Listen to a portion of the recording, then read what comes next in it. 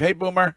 Oh, well, it's not a victory Monday. Good morning, guys. Kind of sad, but you know what? A very valuable learning lesson for a young Patriots team. Well, we absolutely love our Christmas gifts, but this has Boomer Jinx written all over it. I mean, we get them in the mail, and they're beautiful. But they say Victory Monday right across, and then here we are talking about a loss this morning. So yeah, but a very valuable loss. The way I look at it, it's the way you got to see this thing. I mean, they had a great first half, and then all of a sudden, the kickoff return, and Wiggy knows this. A couple momentum plays here and there, and all of a sudden, the momentum is impossible to stop. But really, what it teaches Drake Maye and everybody else is that when you are playing somebody like Josh Allen, and you do have the Bills who, do have a lot of pride, man, you got to play 4 quarters. I mean, the amount of games yesterday, there were actually 7 teams that won after trailing by at least 9 points in Week 15, and that was most in a single week in NFL history. So it wasn't just the Patriots it happened to. There were 6 other teams it happened to. From your perspective, that loss yesterday here, is that more on what Josh Allen was able to do in the second half, Josh Allen and the Bills, or more on what the Patriots were unable to do? Because they look like 2 different teams first half to second half. So I kept saying to myself, okay, Drake, this is your Tom Brady moment. This is your Tom Brady moment, especially late in the fourth quarter. And it just didn't happen for him. And, it's a learning experience for the young man. He's had a great season. He's going to have he's going to finish off strong. I believe they're going to win their division, and then they're going to have to go on the road somewhere along the line to win a playoff game if they want to get to the Super Bowl. So sometimes losses like this are great teaching moments. I feel very strongly about that, and I would imagine Mike Vrabel is going to use that, and I'm sure he's going to use that ad nauseum this week. It's going to be a tough week of practice. Nobody's taking anything for granted. But like I said, it's Josh Allen for sure, but also that Buffalo defense actually got a lot better in the second half. Boomer, when you look at the game yesterday, if you're sitting there watching it, for me, I felt like they took their foot off the gas a little bit in the second half. I don't know what you saw. Is that something that you saw, or did you just see Buffalo obviously they outplayed them, but did it look like New England took their foot off the gas?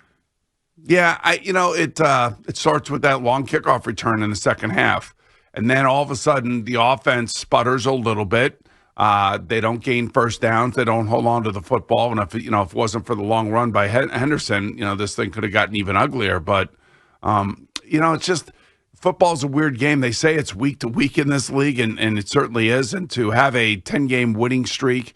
And and to try to carry that on, that's a lot of pressure. And the Buffalo Bills are fighting for their lives. So it's not like they lost to the New Orleans Saints or the New York Jets or somebody like that. I mean, they lost to a top team in the NFL, and it was a revenge game for them. They had everything on the line yesterday, and they stepped up. And Josh Allen was Superman. But again, I think it really goes back to the Buffalo defense. I thought the Buffalo defense played a lot better in the second half. And there were a couple throws. There were a couple, like 3 or 4 plays where if Drake Maye and the offense are able to make those plays, maybe they stem some of that momentum in the second half.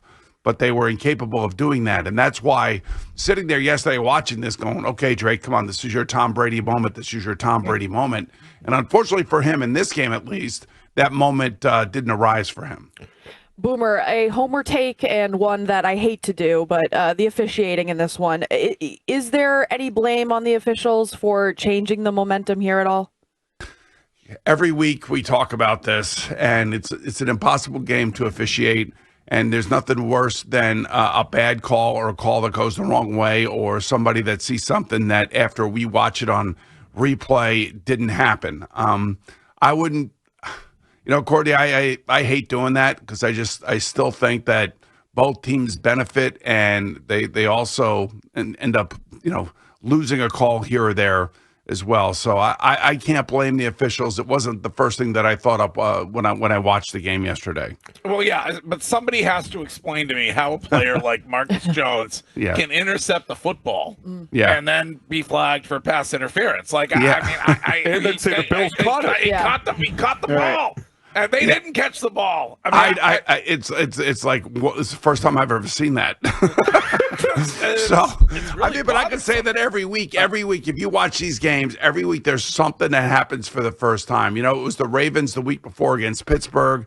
Was it Isaiah Likely? Was that a touchdown? Was it not a touchdown? Yeah. We all thought it was a touchdown. They said it wasn't a touchdown. I mean, so every week we have calls like this, which is actually befuddling to all of us. Boomer, Josh Allen apparently throws up before and oftentimes during every game. I was told by your producers, same thing happens after you do this interview. Is that true? Yeah, actually, okay. I do. Yeah. Yes. And you know what it is? It's something about you guys. I don't know. It's called the stomach virus. Yeah, we give Noro. Boomer, you've been talking a lot about Drake Maye, and we've been, obviously he's the biggest story for me coming out of that one against Josh Allen.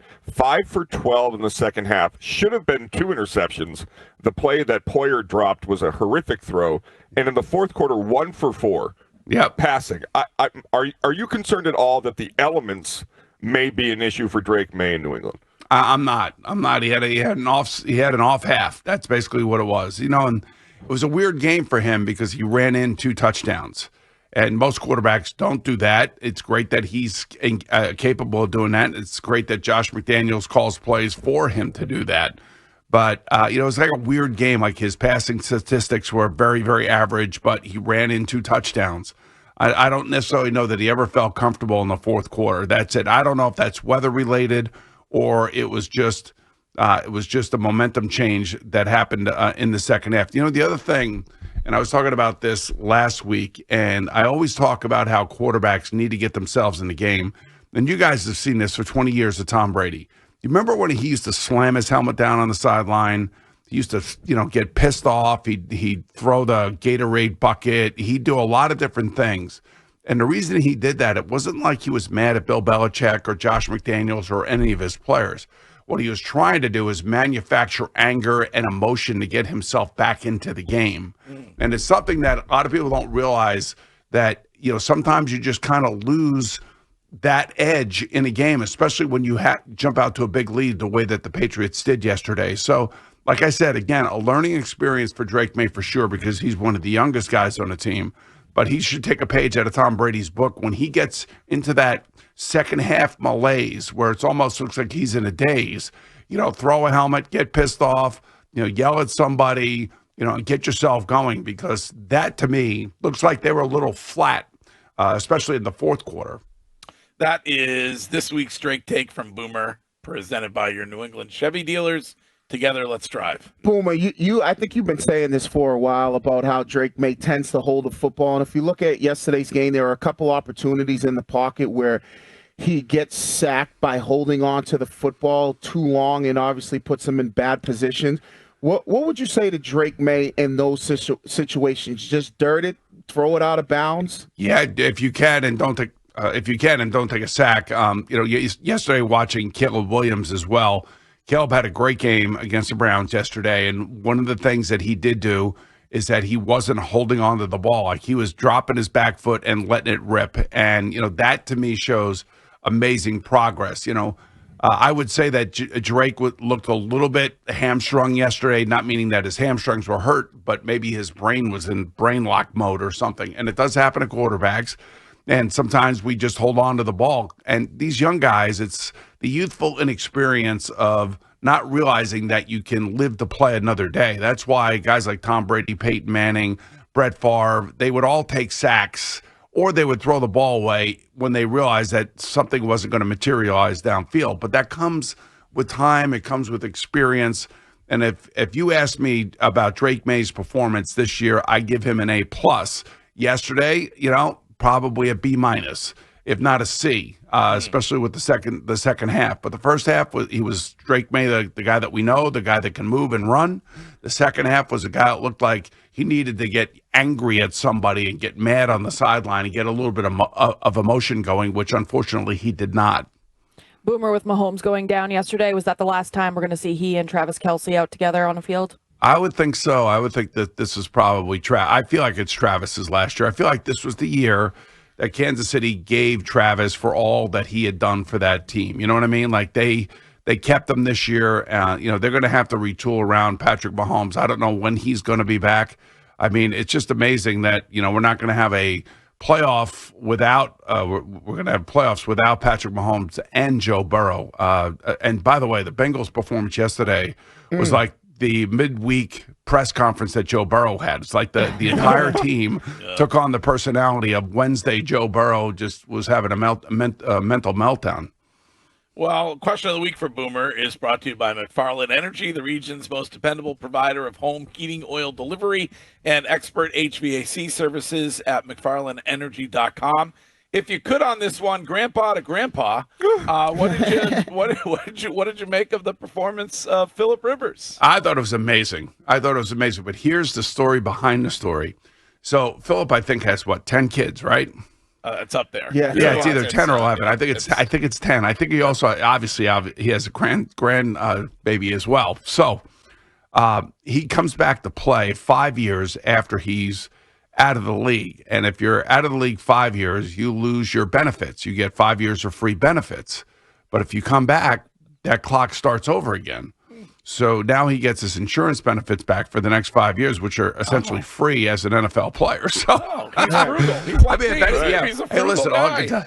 Hey, for any of us who have kids, know exactly what the hell he's doing. Yeah, it's great he's playing, but he got those benefits back. That's pretty important. That's the most important thing. Was there anybody when you guys were talking about it that you thought the call should have gone to before Phillip Rivers? I mean, I guess he's familiar with the offense, and maybe that's all it is. Yeah, well, he runs the same offense for his high school football team, and he does talk to Shane Steichen on a weekly basis. I didn't know that. Yeah. He didn't really throw the ball down the field. I mean, everything was like little screens behind the line of scrimmage, some little darts across the middle. I mean, he threw a couple down the field. He threw a great pass to Alec Pierce down the left sideline at the end of the game. I mean, I was amazing that he was upright at the end of the game, honestly. Boomer, is there any doubt that if Tom wasn't a part owner of the Raiders that he would have thought about coming back like Rivers? 100%. I mean, I don't know about you guys, but in all of his commercials, he's throwing footballs. I don't know if he's sending a message to people or not. Yeah. But he may be. I don't know. But sure. But you know what? The amazing thing is when I see Tom now on TV and I see Matt Ryan on TV, those guys look like they weigh 175 pounds. Yeah. It really is true.